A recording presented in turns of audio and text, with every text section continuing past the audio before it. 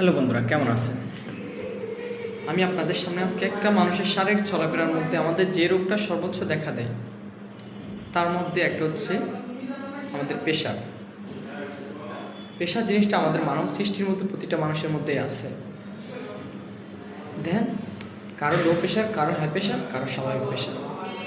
একটা মানুষ কখনো প্রেশারহীন হতে পারে না, যাকে আমরা বলি রক্তচাপ। একটা মানুষের ভিতরে প্রতিনিয়ত রক্তচাপ থাকতে হবে, কারো বেশি থাকবে, কারো কম থাকবে, যাকে আমরা ইংরেজিতে বলি হাই প্রেশার বা লো প্রেশার। তার মাঝখানে আমাদের আছে স্বাভাবিক প্রেশার, যা আমাদের সুস্থতা থাকার জন্য সবচেয়ে অত্যাধিক প্রয়োজন। তা হচ্ছে আমাদের একজন মানুষের স্বাভাবিক প্রেশার। এখন আমরা উল্লেখ করবো একটা মানুষের প্রেশার কমে যাওয়ার লক্ষণটা কী। স্বাভাবিকত একটা মানুষের যখন প্রেশার কমে যায়, হঠাৎ করে অজ্ঞান হয়ে পড়া।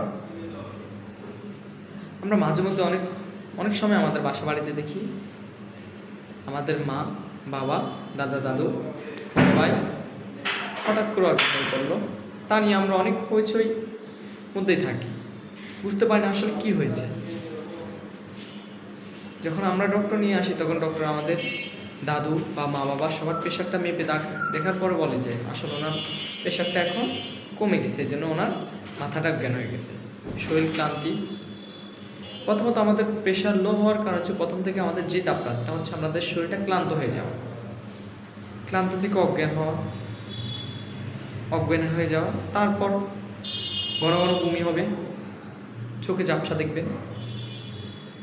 এই বিষয়গুলো খুব প্রয়োজনীয়। আমাদের এই বিষয়গুলো সবার জন্য জানাটা অনেক প্রয়োজনীয়। আসলে আমরা বুঝতে পারি না।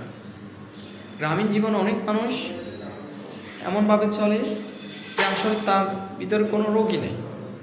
আসলে যে মানুষের ভিতরে কোনো রোগ নেই সে মানুষ কখনো মানুষ হতে পারে না। প্রতিটা মানুষের ভিতরে রোগ আছে, রোগ সৃষ্টি সবার ভিতরে আছে। প্রতিটা মানুষের ভিতরে কমসে কম কয়েকটা রোগ থাকবে। প্রথমত আপনার প্রেশার, তারপর হচ্ছে আপনার সুগার, যা হচ্ছে ডায়াবেটিস থাকতে হবে। প্রেশার, সুগার এটা থাকবে।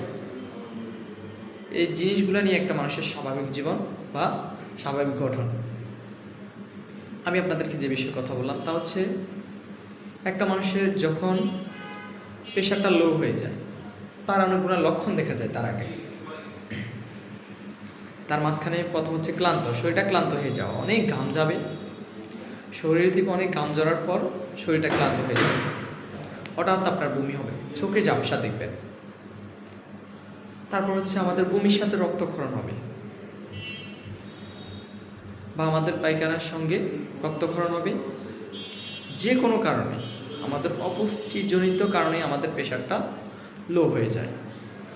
এখন আমাদের প্রেশার লো হলে আমাদের কি করণীয়? আমাদের প্রেশার যখন অবশ্যই লো হয়ে গেছে আমাদের কি করণীয়? গ্রামীণ জীবনে আমাদের একটা গ্রামীণ ডক্টররা আছে, তাদের পরামর্শ হচ্ছে যে আপনার যখন প্রেশারটা লো হয়ে যাবে তখন আপনি স্যালাইন খাবেন। এখন যে স্যালাইনটা আপনি খাবেন, এই স্যালাইনটা আপনার হয়তো বা ডক্টরের কাছে যেতে হবে, না পাশের যে কোনো একটা দোকান থেকে নিতে হবে। এই স্যালাইনটাকে আপনি ঘরে তৈরি করতে পারবেন? অবশ্যই ঘরে তৈরি করতে পারবেন। অবশ্যই স্যালাইনটা আপনার ঘরে তৈরি করা সম্ভব। আপনি 3 আঙ্গুল পরিমাণ 3 চিমটি চিনি নেবেন, 250 থেকে 300 গ্রাম পরিমাণ পানি, তার সঙ্গে 3 চিমটি দিয়ে সেম লবণ নেবেন, চিকন লবণ। এটা মিক্স করবেন আপনার। ওই সময় একটা উপযুক্ত পদার্থ তৈরি করে ওই স্যালাইনটা খাবেন। কিছুক্ষণ পর হয়তো এটা স্বাভাবিক হতে পারে। যদি স্বাভাবিকটা না হয় অবশ্যই তখন আপনারা ডক্টরের পরামর্শ নেবেন।